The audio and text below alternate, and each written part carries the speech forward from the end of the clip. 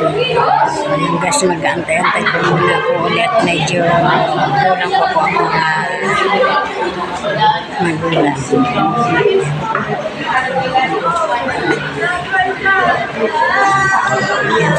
Medyo may dumating po ulit. So yan po ang nanay na nakagawa po. Yan po.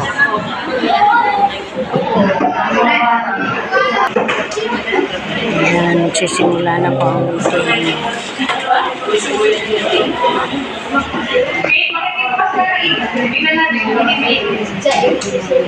Okay lang po sa inyo may ilaw. Pag na po may ilaw. Thank you. Okay, magandang tanghali po sa inyong lahat.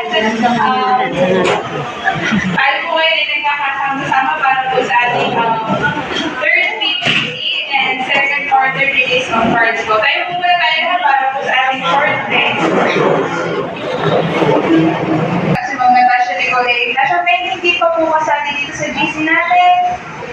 Kung meron pang hindi, dahil doon po kami karaniwang nagsasabi po ng mga announcement. Ito po ang aking contact number at ito po ang Facebook account. Kung ako may kailangan yung message o kung kayo po ay may mga katanungan po. Ang subject teacher po ng mga bata ay hindi pa rin po nagbabago. Kung sino po nung first quarter ay kami pa rin po ako magkakasama. Ngayon po, alam ko po, pag po nakita ninyo ang card ay may mga magiging katanungan kayo. Lalo na po sa kanilang AP at Pilipino. Ngayon po, ilang kaso po ng pagiging late, nagbabel na po ay wala pa rin po ang bata. Kung kaya pong iwasan ay makikiwasan po. Kung malilate naman po ay magsabi lamang po sa akin para po masabi ko din po sa kanilang mga subject teacher po. Okay, matatag curriculum pa rin po, grading system, same pa rin po, and academic excellence award po at least 90% po yung kanilang average dapat. Grading system, ayan po, ang composition po ng kanilang mga nagiging marka sa buong quarter. And then, child protection policy po, marami pong instances na sa ating klase na may nagdadala po ng balisong. Opo.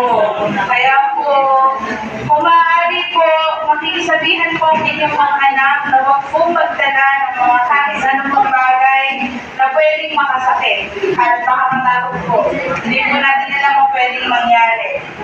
Misbehavior and misconduct po, ang mga bata naman po natin ay makukulit po sadya at madadaldal. Pero ang mga yun naman po ay pag sinaway ay nagpapasaway naman po agad. Tinigan lang po ng masama ay natigil na po. Ang mga babae po ay madadaldal at maingay, pero naman po ay napapakiusapan po agad. Ang mga lalaki po, mabait ba kayo? Mabait naman po, di kaya nga lang po mga kagaslawan minsan ay hindi po daw nila maiwan. Kaya po, uniform po sa ating po mga babae, para dapanin po at polo, hindi naman po required. Mami po kayo. Hindi naman po required, pero kung kaya na po ay baka po makaka-request na. Sa girls ba, lahat may uniform na lang? Naka-uniform na doon naman po. And sa boys po, t-shirt po or polo, tapos slacks. Ay hindi po namin pinapayagan yung polo, tapos po ay pantalon. Hindi po magandang tingnan. Kaya po, polo na lang po. Kung magpapantalon po ay magputing t-shirt na lang po para po maganda tingnan.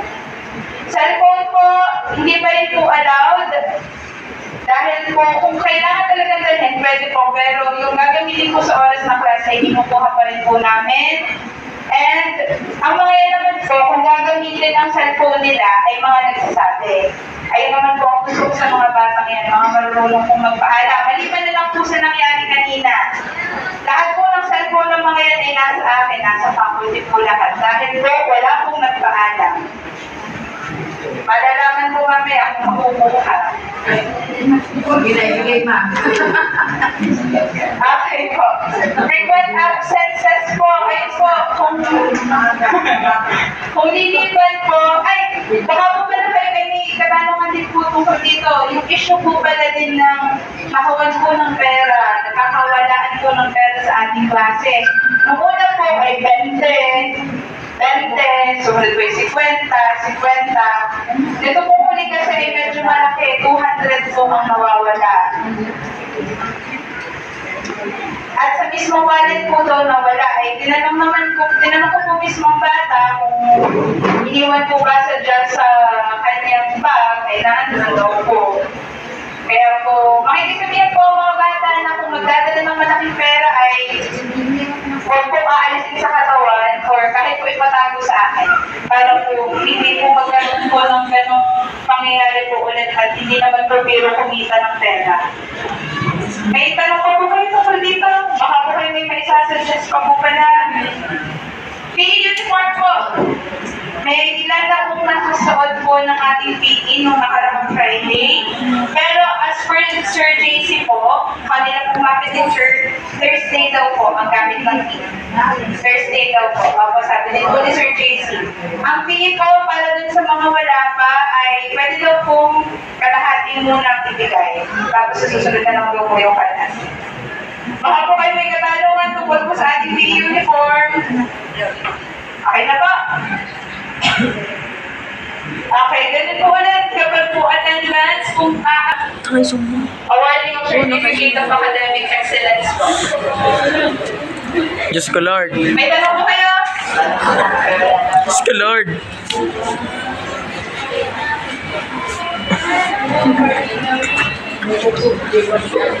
Ilan ang honors? Nakakatakot. Ano siguro pa. Forever. Kaya na po, mag-award na po ng mga honors.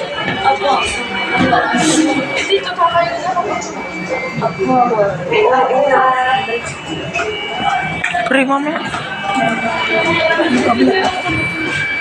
I'm vlogging. Pero po nang sabi po ng kalagitnaan ng first quarter. Pero ngayon po, as promised po sa mga batang yan, na ako po laging kinukulit, ako po ay nagawa po ng Certificate of Perfect Attendance mula po September 25. Ayan po ay kinabukasan, pagkatapos ng exam nila, ayan po ay exams. And then, yung huling araw po ng kanilang exam. Ayan po, nung una ay 24, and then hanggang naging 19 na lang po sila. Ganun po kadami ang masipag pumasok sa mga yan. Okay po.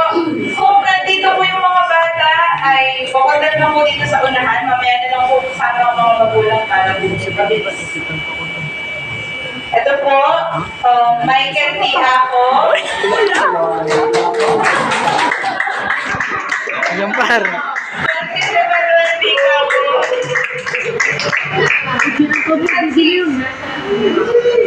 Kuya Bernard. Mark Raven Cabrita. Ito picture niyo yung isa. Si Raven. Gian Antonio Pide de Leon. Oh, pre, congrats. John J.C. de la Cruz. Yuan, Ernest P. Estelades, and Kim Justin Juanso.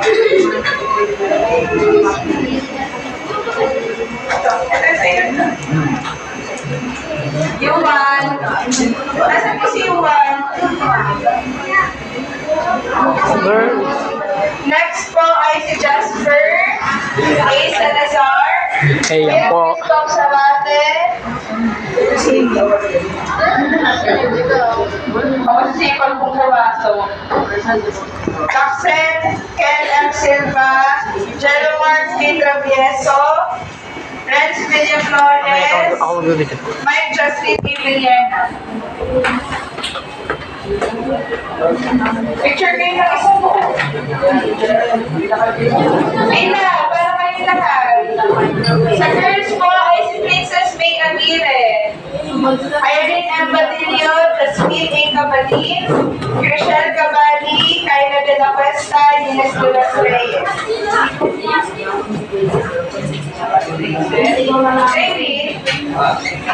Irene, Jasmine, Michelle, Kyla, picture ka.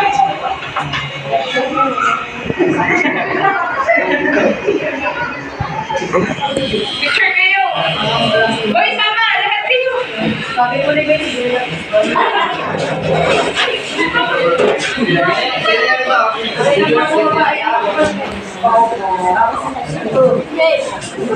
Sabi ba po yung absent ng intrams? Kaya ang intrams po ay kasama sa school activities. Kaya po may attendance din. Okay. Sino po? Homeless. Ma'am, dili. Ayan. One, two. Naku, may tumayo pa. Tayo. 1, 2, 3. May photo banner tayo.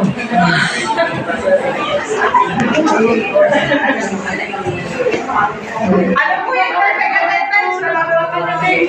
With honor. Hindi na ako malala yung picture na yun. See you, ma'am. May science Para po. po bigyan ng certificate of recognition. Uy, si Francis yun oh. At ang batang yun po ay walang iba kung hindi si Francis Manuel.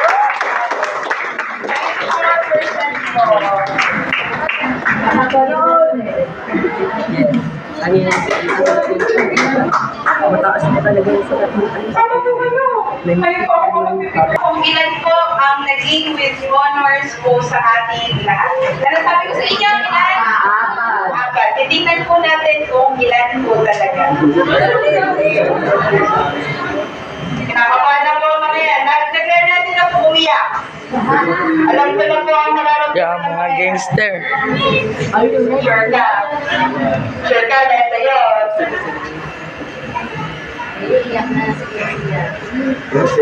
Okay po, first po ay si Aponte. It's a prank lang pala. 92%. Lata pa ako tipo ma. Joker Tia. Absent po. Nandito po ang benefit ni Joker. Tayo po wala si Jomar. Sayang, Jomars. Congrats po. Pause muna, pause. Okay, next po, we have Lloyd Martin. Martin.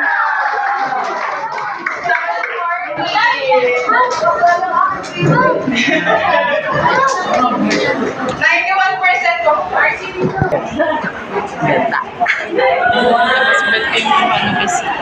Sige. Pala. Ayun. Kaya natin.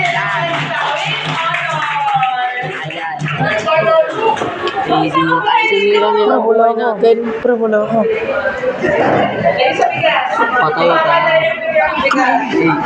Lumayas ka na ng bahay bago ka pa mapalayas. Hindi na ako uwi. Pre! Alam mo, randanin mo pugi mo. Oy, pilay! Oy, pilay! Oy, pilay! Oy, pilay! May pilay pa yan.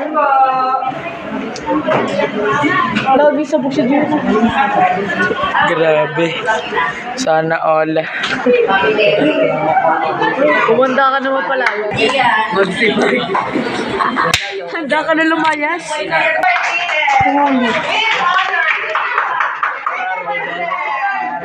Sana all. Paitinin mo.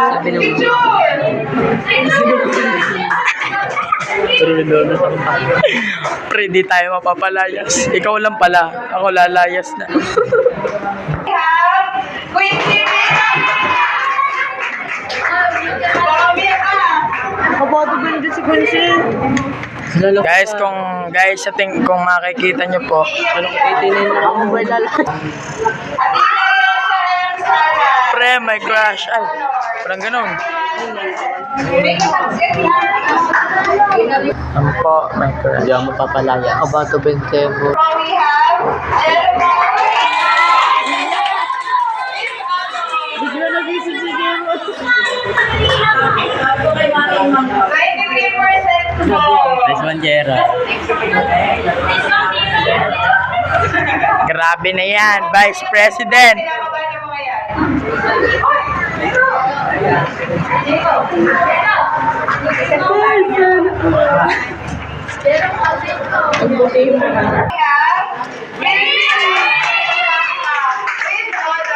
Diyan pa, hindi mawawala yan.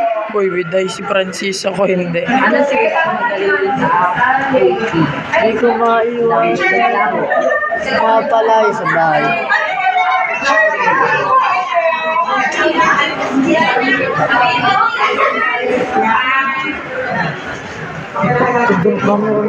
Mike